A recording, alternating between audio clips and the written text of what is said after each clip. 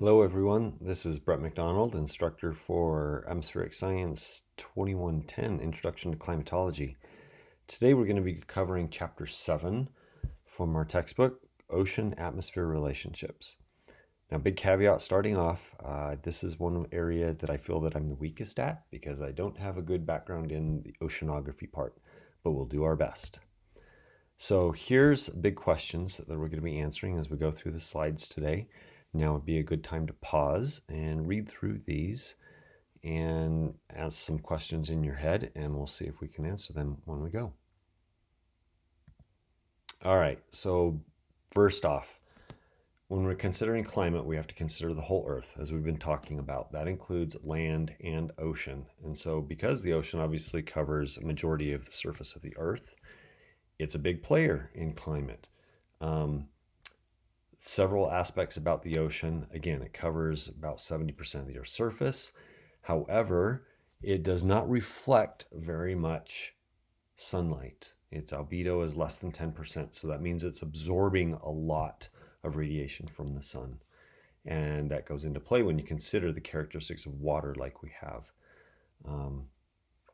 It again is a main source of water vapor, again, for the atmosphere. But on the flip side, it also serves to regulate a lot of the carbon dioxide flow into the atmosphere and in the whole cycle that we've been talking about. So when you have to consider climate models and the whole system, you definitely need to consider both the ocean and the atmosphere together. So as I mentioned, because the ocean reflects very little, that means it absorbs a lot. Over 90% of solar radiation coming in it gets absorbed, gets turned into heat, or it in turn gets used to evaporate the surface water and let that water vapor go into the atmosphere. There is a whole carbon dioxide cycle that exists in the ocean, and it varies based upon the water temperature, patterns that we'll look over, even the salinity of the water and other types of things that are going into it. So again, a lot of different things are going on between the atmosphere and the ocean. Energy, heat, water, other kinds of things. And so let's look at some of those things in more detail. So here's some circulation patterns that occur because of various processes going on. You can see some areas where we talked about trade winds in the last chapter, where they'll generally then help the ocean currents go from east to west, say across the Pacific, and even in a spot here in the Atlantic and in the Indian Ocean. And you can see where on the reverse side you have the current that goes around the Antarctic, and you can see that typically the currents go from west to east across the northern part of both the Pacific and the Atlantic Oceans. So these are some typical movements and flows, and obviously if you were sailing ships you would know about these places and how to utilize those currents. So considering the currents of the ocean, a lot of what happens near the surface is obviously going to be very wind driven, because that's what's going to affect a lot of it. And as you saw on the last slide, some of those are called gyres. There's certain currents on certain sides of land masses carry your warm currents from the, let's go back here. So you can see that in certain places, like here off the Philippines toward Tokyo, toward Japan, you've got a current that goes from the warmer waters to the colder waters. Same thing that we see going through the Caribbean up through the east coast of the United States. And then typically on the other side, so on the west coast of the continents, you have water going from the colder toward the equator. And again, same thing that happens then from Europe down against Africa. So this leads into then how that affects currents deeper down. I'm going to admit right here, this is something that I really, again, don't know a lot about, but you can read up a little bit and try to understand about how this Ekman transport. Main thing to pay attention here is that as wind at the surface goes in a certain direction, as you go deeper down, it tends to make that turn to the right, a lot like the Coriolis force in the northern hemisphere. So that's where currents will tend to get directed. So that helps to, again, just like in the atmosphere, you going from high pressure to low pressure, it also helps in getting areas of water where it's been, quote, piled up to areas where there's not as much. We're going to skip through this.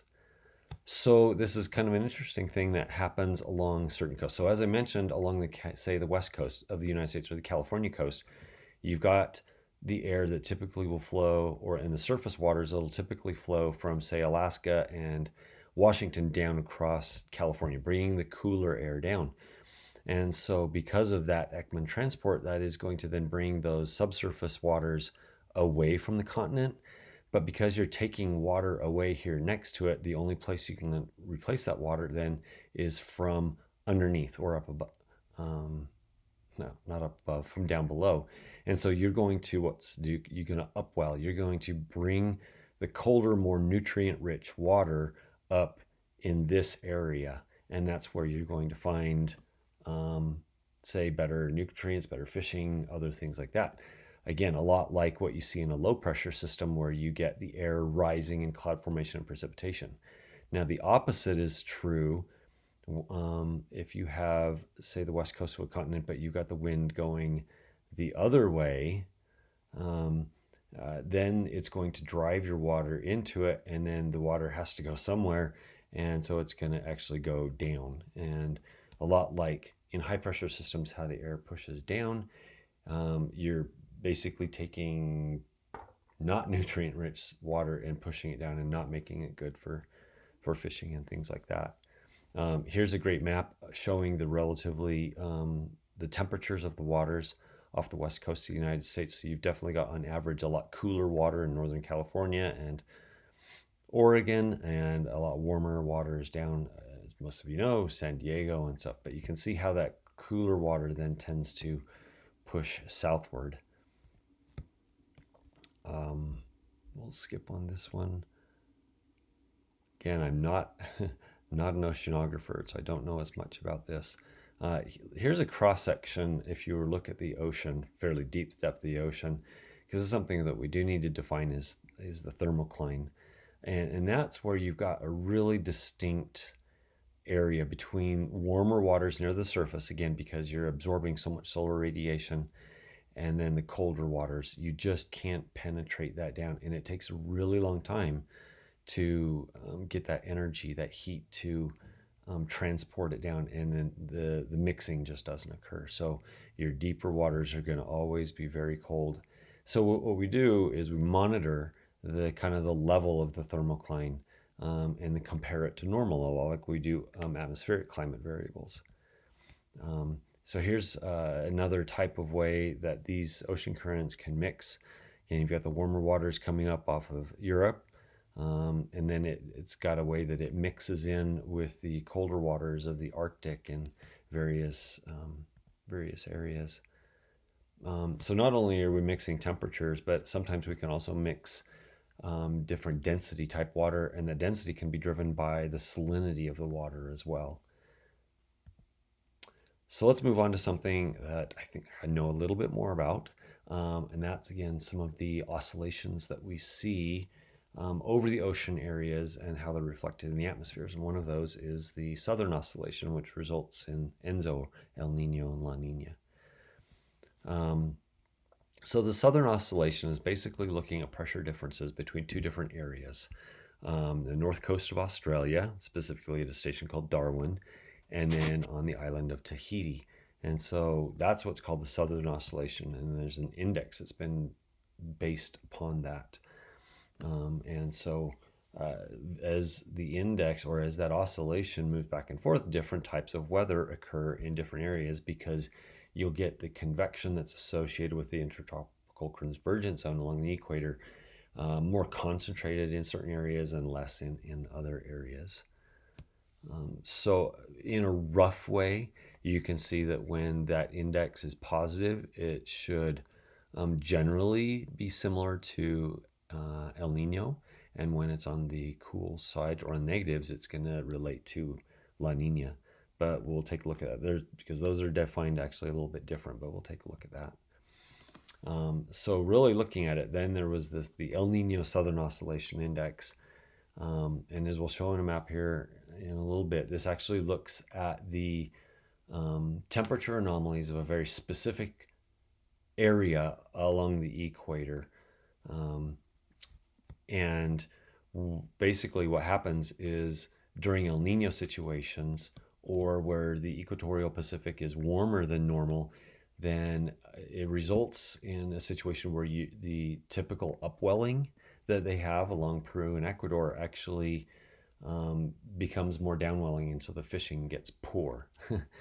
And then the opposite is true with La Nina, where the oscillation changes so that you get more upwelling and the fishing is better. So for them specifically, La Nina is better for them in terms of their fishing stuff. Now you can have neutral conditions where it's basically near normal.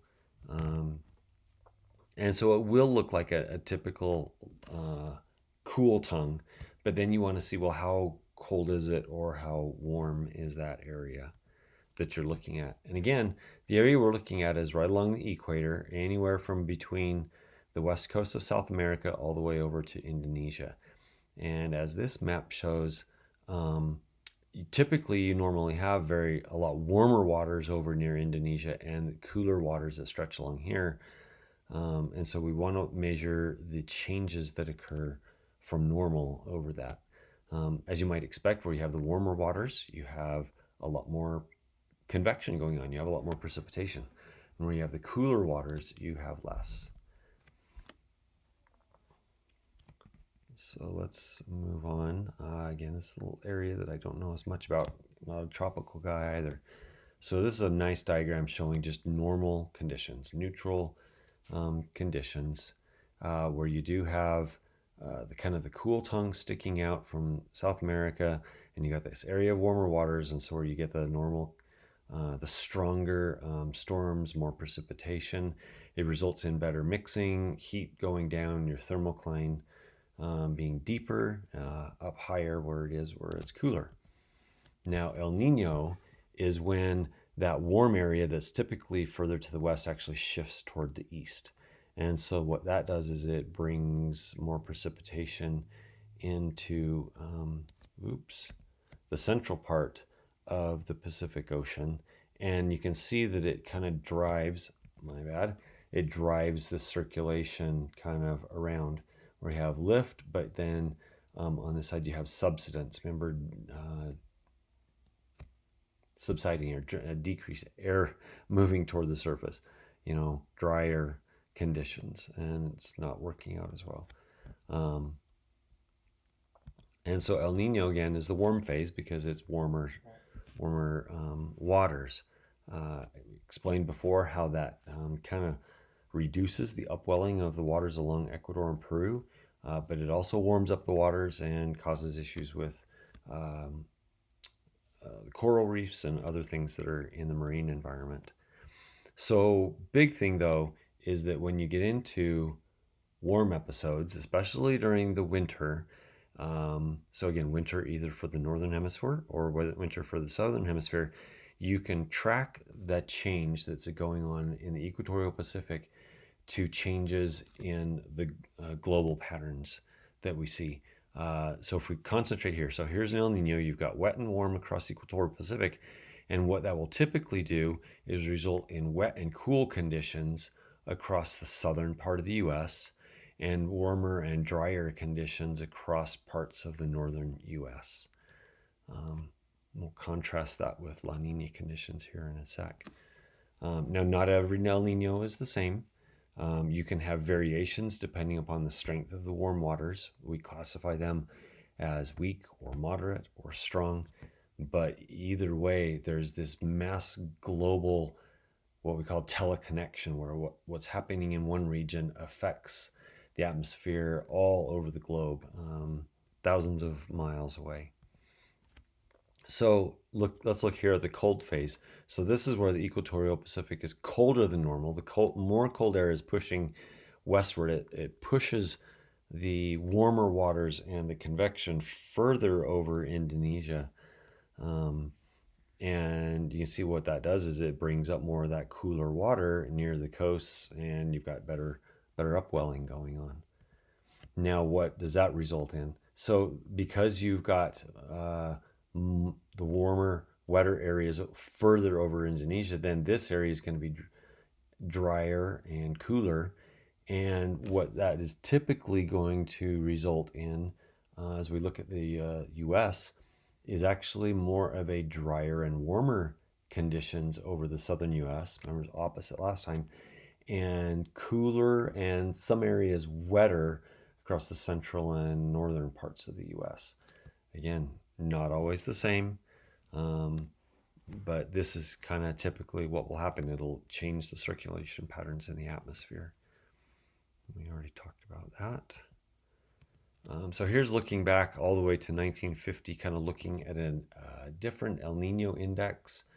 So this is combining the air pressure differences, the wind changes, the north-south wind, surface air temperatures, all kinds of different things into another type of an index. This plot only goes up to, looks like 2014, but you can see how that area across the equatorial Pacific changes from month to month and year to year. Now, the as I mentioned before, the real El Nino index is considered in this box. So 5 degrees north, 5 degrees south, between 120 west, which is over here, and 170 west. It's called the El Nino 3.4, and they monitor it, sea surface temperatures and other things in other areas, but they found the best correlation to happen within inside this box right here. And so then they go back and they calculate the index. We've been able to identify certain times. In our own NOAA's Climate Prediction Center has an ENSO alert system, which you'll find out in one of the assignments. Something that you'll need to go look at and see what ENSO alerts are going on right now for this winter. Now, how do we monitor everything that's going on? Well, there are some really good buoys, or let's say ocean and atmosphere observation platforms that are set up across the equatorial Pacific. And let's take a look. And here's one of those from the Tau Triton array. Measures a lot of different things. So not only atmospheric variables, but also oceanic variables that they can monitor. It's really cool because a lot of different countries get together and look at this. Now, so you're not only doing it in situ with these buoys, but you're also using satellite observations to monitor various variables as well. So that's it on the El Nino Southern Oscillation. There's some other oscillations that occur that people have identified, and let's go over a couple of those. The first being the North Atlantic Oscillation. So when the North Atlantic Oscillation, again, which is comparing air pressure between Iceland and the Azores. So when it's in its positive phase, you can see that we've got a pretty strong high pressure area over the Atlantic Ocean and a fairly strong low pressure system over here off southern Greenland.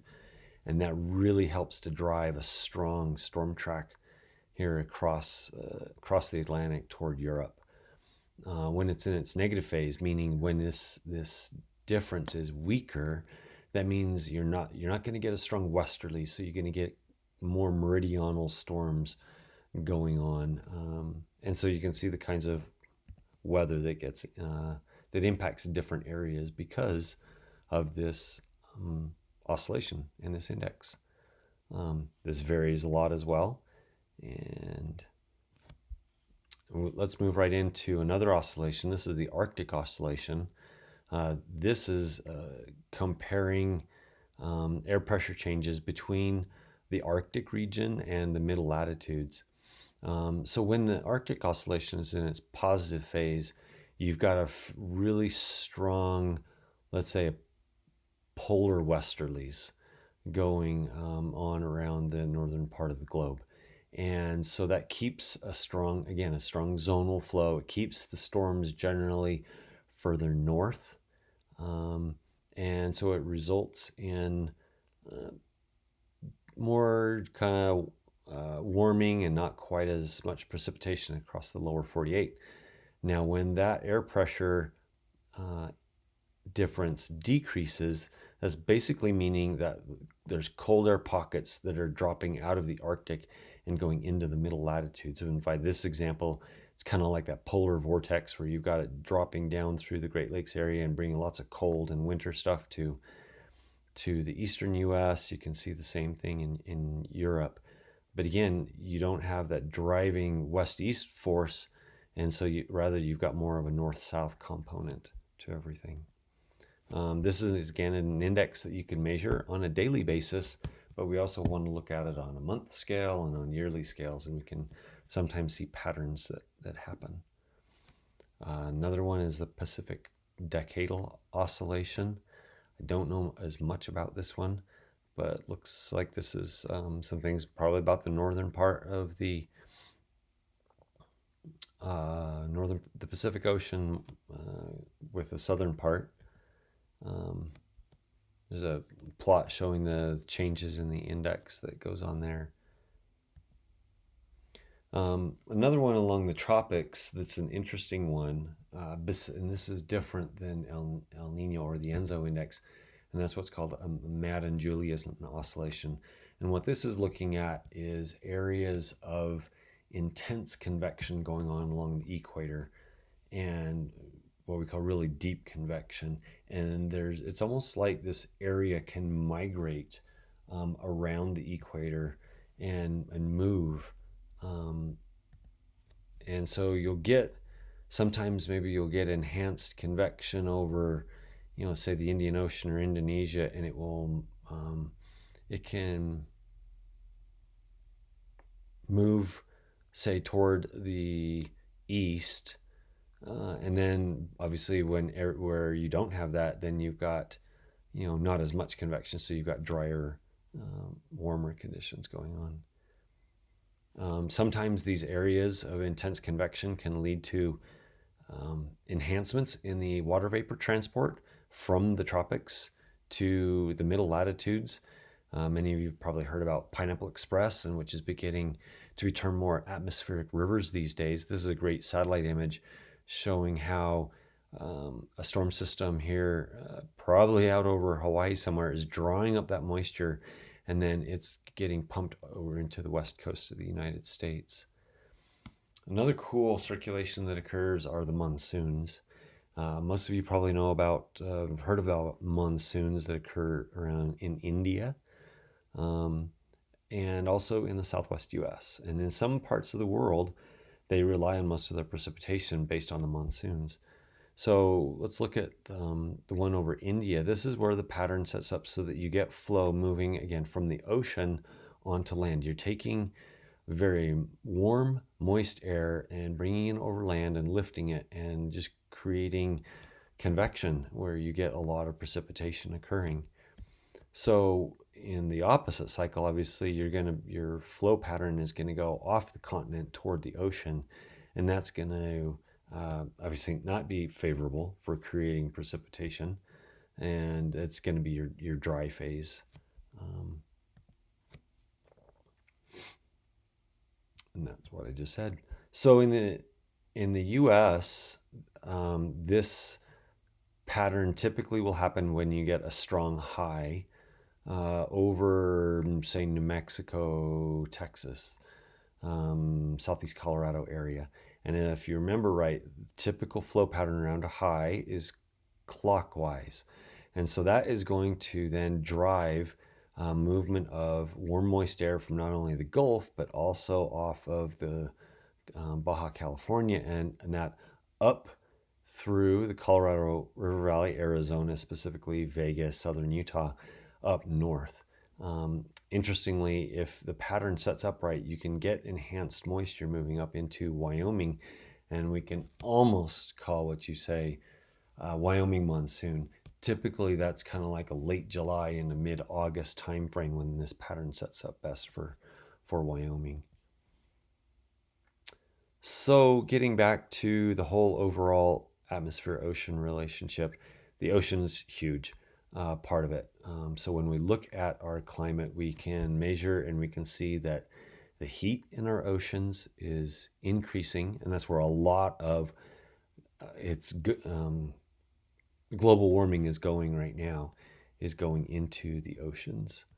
Um, Now, that also means then that you're going to, as a default, increase your evaporation because that happens off the oceans into the atmosphere. So you're almost increasing your water content. That's where you're adding water vapor to the atmosphere and enhancing the greenhouse effect.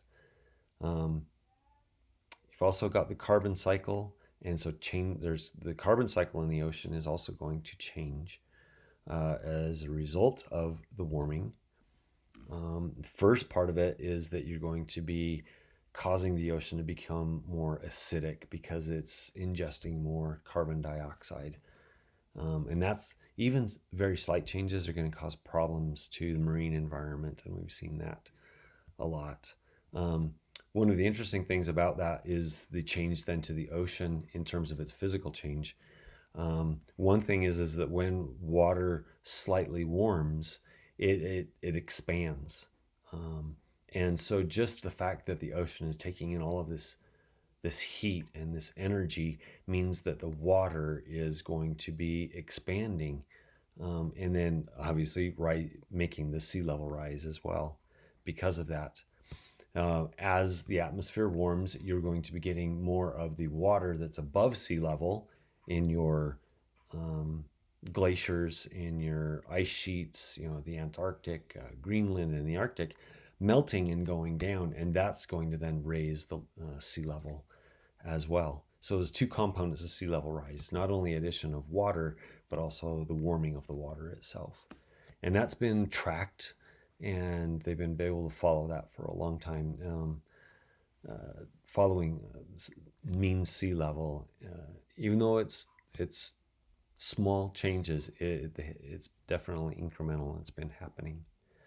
So here's some summaries, the big ideas that we've talked about in this chapter, how the ocean and the atmosphere interact, and the circulations that we see, and what that means, and how some of those circulations can change based upon a changing climate.